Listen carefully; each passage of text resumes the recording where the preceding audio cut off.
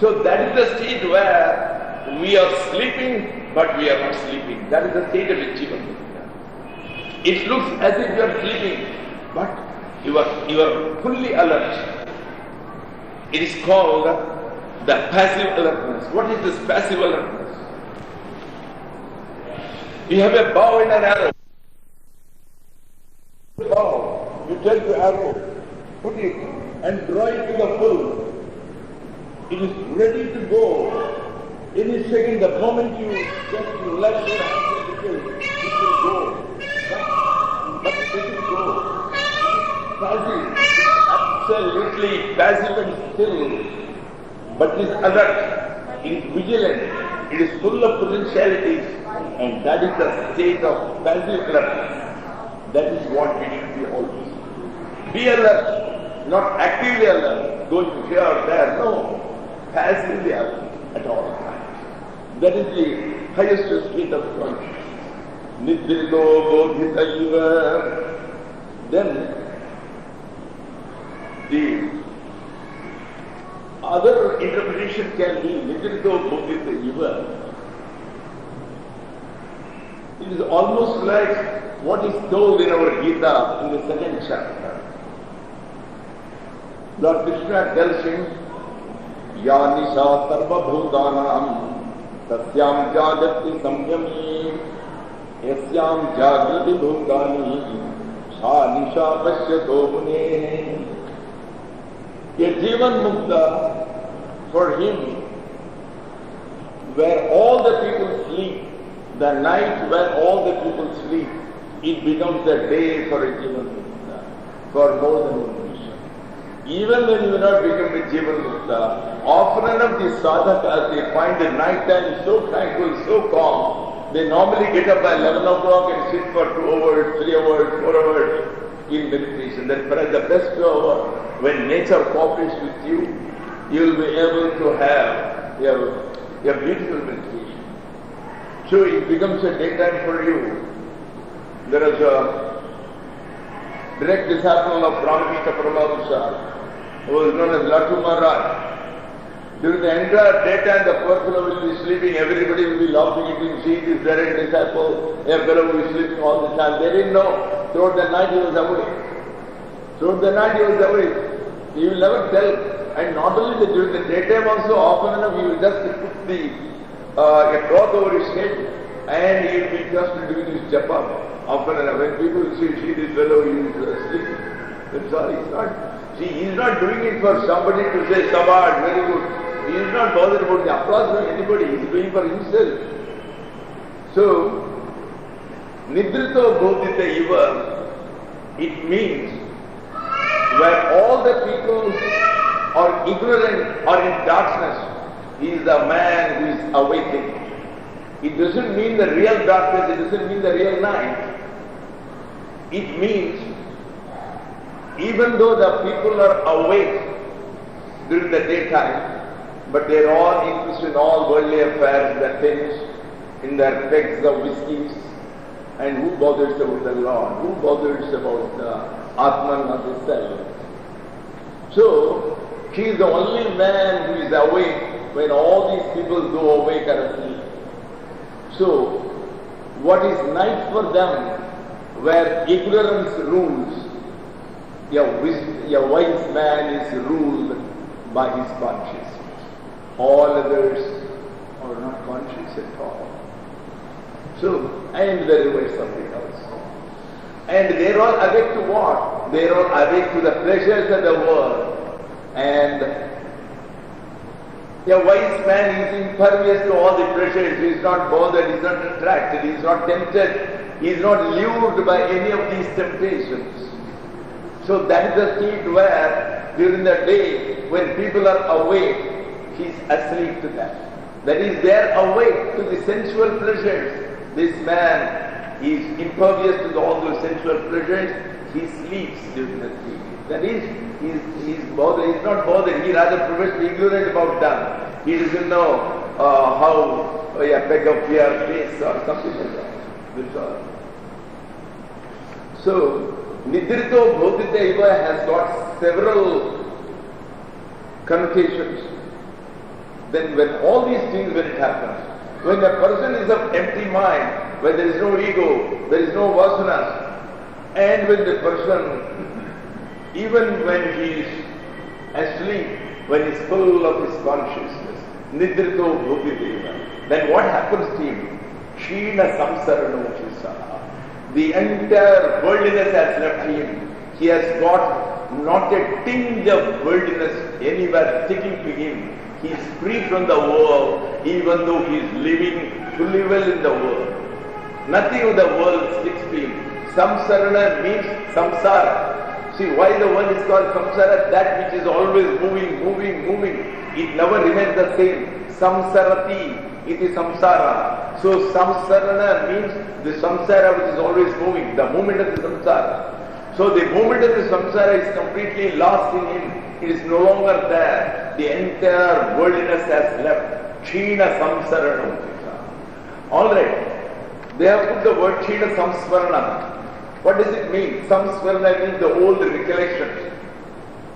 When they have already said that by nature it is become Shunya Chitta, where is the question of recollection? All the vasanas are below, then only it becomes Shunya Chitta. So there is no meaning in saying that a man who is naturally empty-minded, he becomes freed from all recollections. It is a contradiction. It doesn't make any sense. That is why I don't prefer this. There are other meanings also. So the correct Vada, I would say, is Kshina Samsarano Uchisa. The one from whom all the world is left is nothing of the world. He doesn't remember anything about the world. Nothing, no temptation ever comes to him. He never thinks for a moment, oh, it was a long time I have taken poison, I would like to come and taste. One day I would like to go to Mangalashram and have poison. No. Absolutely not. He is, all the worldliness has left. So including the recollections are part of the world. That's all. So in that way it is so.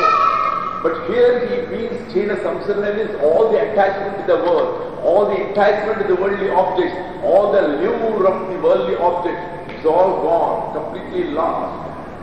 So it is a very beautiful poem. Then the next one. Kvadhanani kvamitrani kvabe vishaya dasyavaha prashastram kvajavidyam Yadape Galita Spriha. Again and again, all the Shastras, almost all the philosophies, they emphasize on one thing: leave off all desires and attachment. That alone is sufficient. Then the rest will happen by itself. You need not do anything. Leave off desires. Leave off all these desires. I want to do this. I want to become this. Leave off even the desire that I want to become a yogi. I want to become highly spiritual. This is as much a desire as saying that I want to become a millionaire. I want to have all enjoyment. There is not much of a difference. Desire is desire. What happens? Because of the desires, you are having so much of tension. You are having so much of stress. You are having so much of anxiety, neurosis. All these things come because you are worried, oh, I want to have more money, I want to build a house. So all these things are causing you all these problems. Then what happens? You want to become spiritual. So now you are worried, I should get a good guru. I should be able to get a very good book which will tell me exactly step by step how I will reach the highest, where Kundalini should rise. From the lowest to the highest from the Sahasrara. So again you are worried, again you are under strain, again you will get diabetes, again you will get heart problems because you are again in the same stress.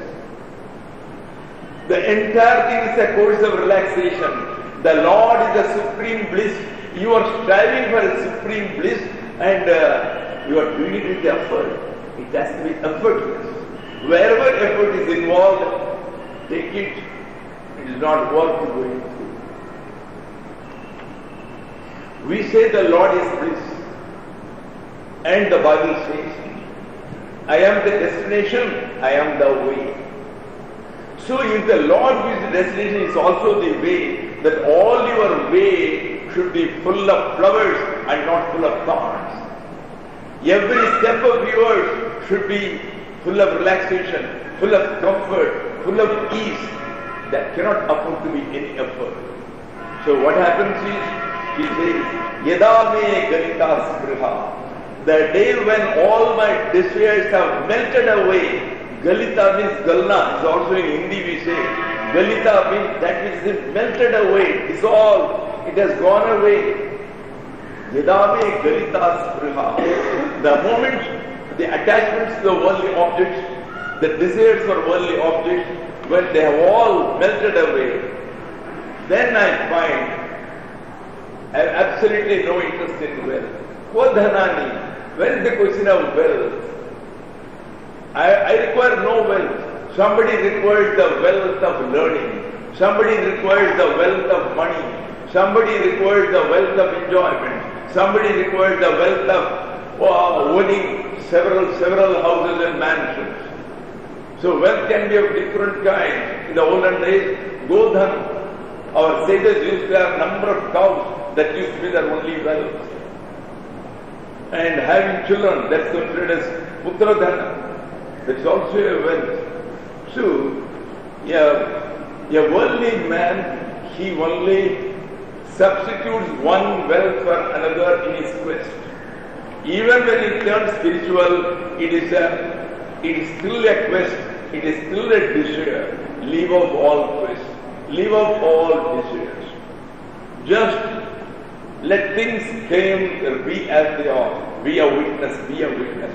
The entire Ashtavakra Gita's the main method is, there is no question of accepting something and grasping something, oh I want this. There is no question of renouncing, oh I don't want this. No question. Supposing somebody comes and, supposing I come to a room here where I find AC has been installed. I will not immediately go to, oh I am a Sanyasi, I don't want the AC, please take it away, please get it removed immediately. No. Supposing after 5 days, a fellow comes and says, the President has ordered this AC can be removed because the Sanyasi is required. What do you say? It is not required. For 5 days I have been accustomed to it. No, I can't remain here without this. So that is not that. There is neither acceptance nor renunciation. If it is already there, enjoy it. If somebody takes it away, good riddance. That's all. You are not bothered either way. Be a witness, that's all. A witness has no choice. He doesn't choose. He doesn't say this is pleasant, this is unpleasant. He doesn't say this is favorable, this is unfavorable. He doesn't say I like it, I do not like it. No likes and dislikes. So in that case what happens? Whether you have wealth, whether you don't have any wealth, whether you have money, whether you don't have money, nothing matters when the desire is gone. You are in a strange land of your own where nothing matters. You are not bothered. 4 days you don't have food, you will not even bother about it. And you don't have a dhoti to cover your nakedness, doesn't matter, you will go and sleep under a poli, you will never come out. That's all. What is that? Godhanani, Gomitrani, where is the question of any friends? How do friends come? All friends, whom do you call a friend? A friend who helps you in fulfilling your vasanas. Your vasanas dictate, I want this. So whoever helps you in that, you call him a friend. So when all the vasanas are lost, there is nobody called a friend, there is nobody called an enemy. See, when you have got desire, anybody who puts a foot against your desire, anybody who places an obstacle against your real estate for desire, you call him is my enemy. But here when you got no desire, when you got nothing to achieve, when you do not want to become anything, when you do not want to possess anything, then what? Then all of your friends, Gomitrani, where is the question of friends or enemies? Gomitrani, where are the friends? No question. Gome Vishayadasya Vaha. So long as you have got a desire, then it is the object who are responsible. Something entices you, your painting entices you, your music entices you, And a hotel entices you. Oh, I understand the beautiful masala doshas. Nowhere you can get it. You get it only in this place. So they are all the dasyavaha. Dasyu means a thief. It is a thief which takes away your jnana. Your sense of discrimination. It is all lost because of the enticement of these worldly objects. So all these objects are all thieves. Vishaya dasyavaha. But now when I got no desire, what does it matter? Let hundreds of paintings remain there. Let lakhs of rupees may lie on the floor. Let some gems or diamonds may lie here. What does it matter to me? Where is the question of these things coming and enticing and taking away my heart, taking away my sense of discrimination? Nothing happens. Let them remain. I have nothing to do with them. So many vishayas siva. Where are these thieves of the worldly objects? The worldly objects do not affect me at all. I am impervious to the rhetoric. Koi shastram, kocha vijnanam. Where is the question of scriptures? Where is the question of this experiential knowledge? What is vijnana? What is the difference between jnana and vijnana? Jnana means knowledge. Vijnana means vishesha jnana. It's a special knowledge. What do you mean by special knowledge? A jnana means a knowledge which you absorb from somebody else or from something else. From a book, from the Bible, from the Vedas, from my Guru. That's called vijnana. Then what is the specialty in your jnana, this vijnana? Vijnana, the ultimate knowledge comes from you. Nobody can give it to you on a plate, on a platter. It has to come from inside. So that is the specialty in this jnana. That is why this is called vijnana. This is a knowledge which comes through your self-experience. The experience of the self. It comes from inside and not from outside. And that is the specialty of this jnana. So this experiential knowledge, the knowledge obtained after your own experience of the highest supreme, that is called the vijnana. So when all the desires have gone, where is the question of jnana and vijnana? You are already at it. You are vijnana. There is nothing to be obtained. There is nothing to be experienced. All experiences cease. That is the ultimate state. What do you mean by experience? Experience means the impact of external influences in your mind. You have no mind. And there is nothing externally which can ever influence you. Let the most beautiful things go on the road. You are not bothered. Let the most delectable and delicious dishes may be placed before you. You are not bothered. So there is absolutely no experience you get. Nothing comes from outside. So anybody who says, well, I am seeing light, it comes from outside. I am hearing that sound, ananta. These are all lower states of consciousness. They are never the highest state. The highest state is a state where there is no light, where there is no sound. It is something which is beyond light, which is beyond sound, which is beyond all that you have ever known. It is beyond your lexicon of vocabulary. There is no vocabulary to express what you have seen. Well, in the knowledge, in the parlance of ignorance, you may say there is the ultimate experience. The ultimate experience is the non-experience. So he says, Koi shastram, koi vijnanam. Where is the question of scripture? Where is the question of knowledge? There is nothing called a knowledge. You are there and you are there. And nothing else is required. You have reached, that's all. That is the state.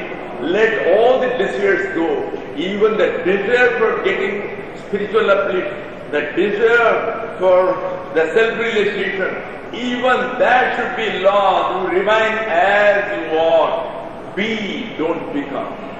That is the advice of Ashtavakra. Today we close with this.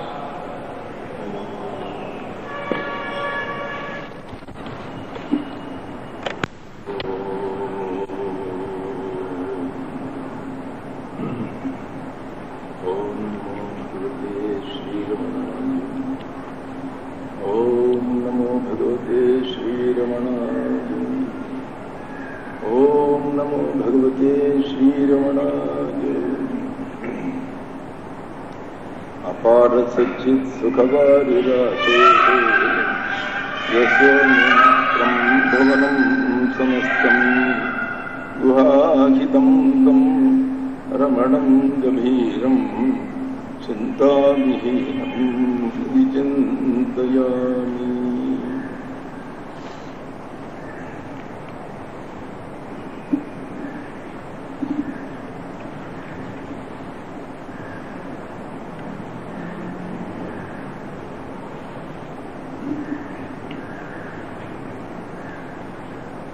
We are in the 14th chapter of Ashtavakra Samhita or Ashtavakra Gita.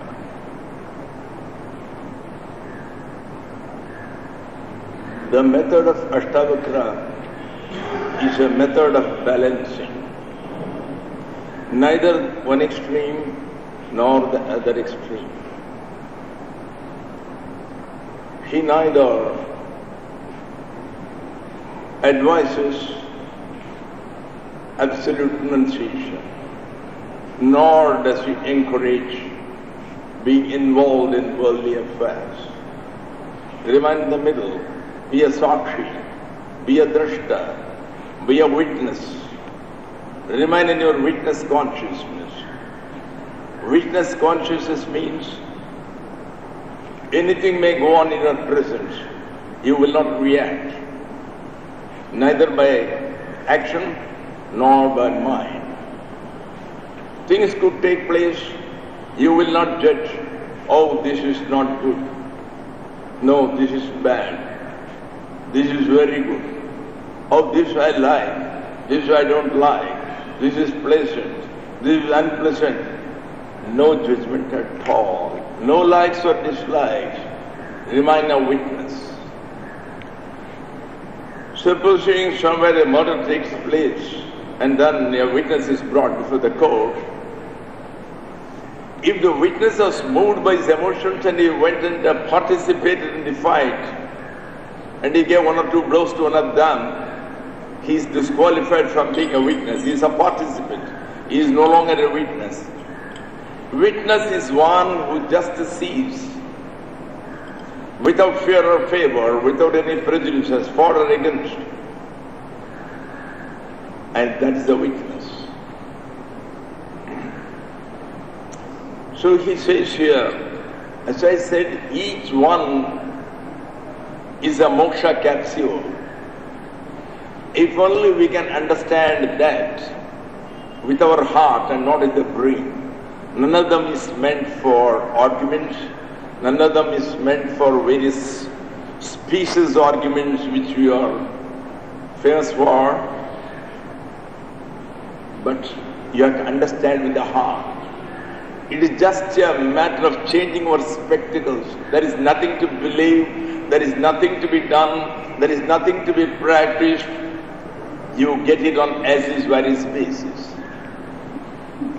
The third sloka, Vijñāte Sakshi Purushe Paramatmani Jesware Nairashye Bandhamokshe Nachinta Muktaye Mama.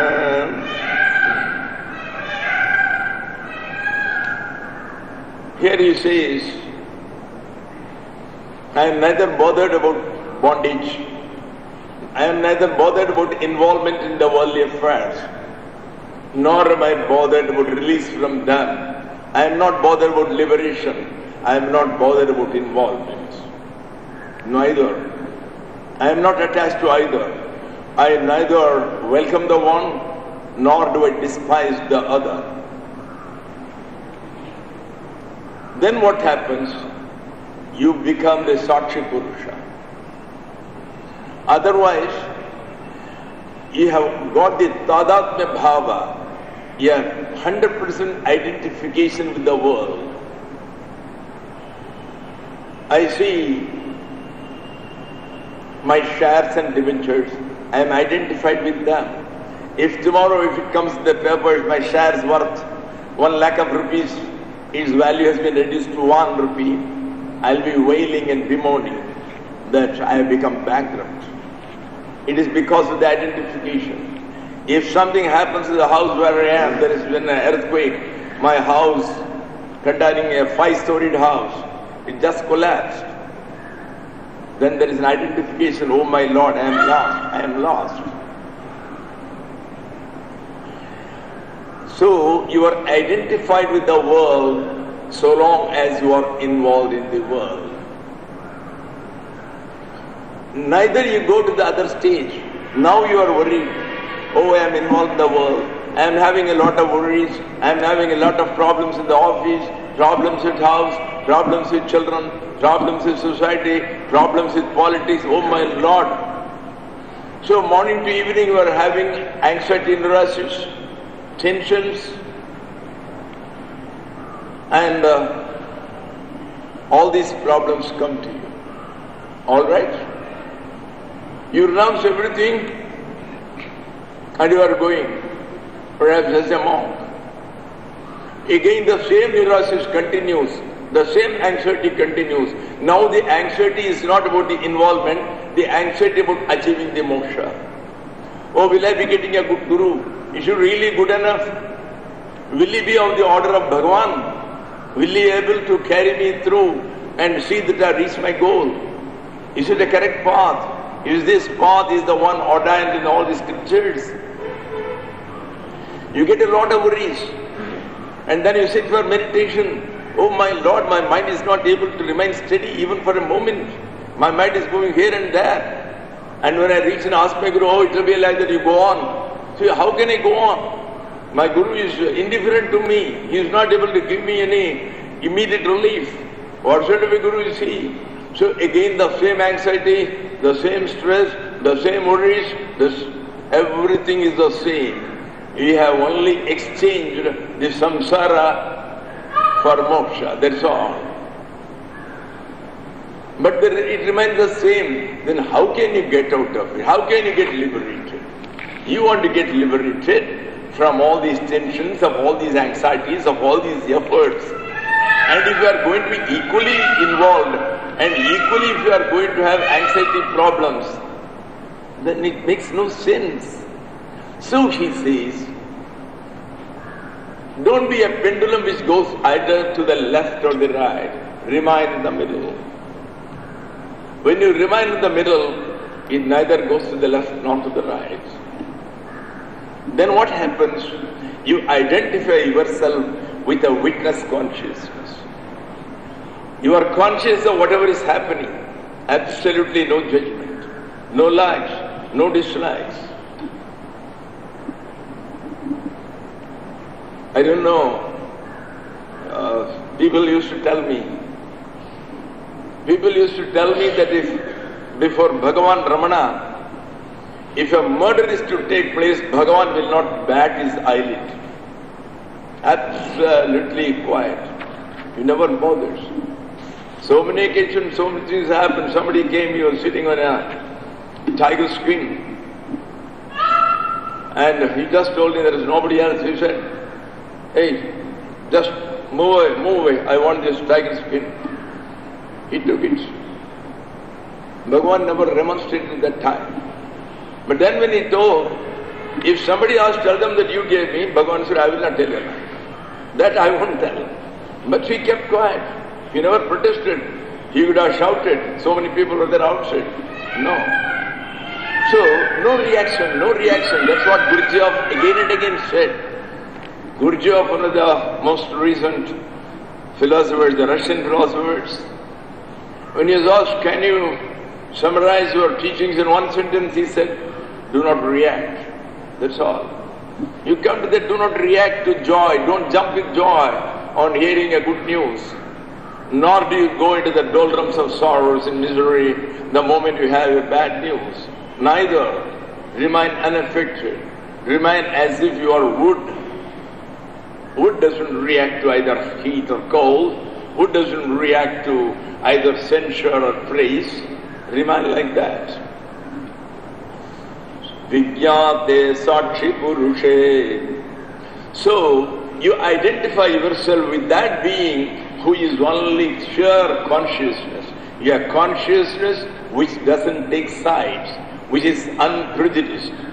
which just sees, which is a drashta, which is just the seer, without any judgment, without any likes or dislikes, absolutely neutral, balanced, equal.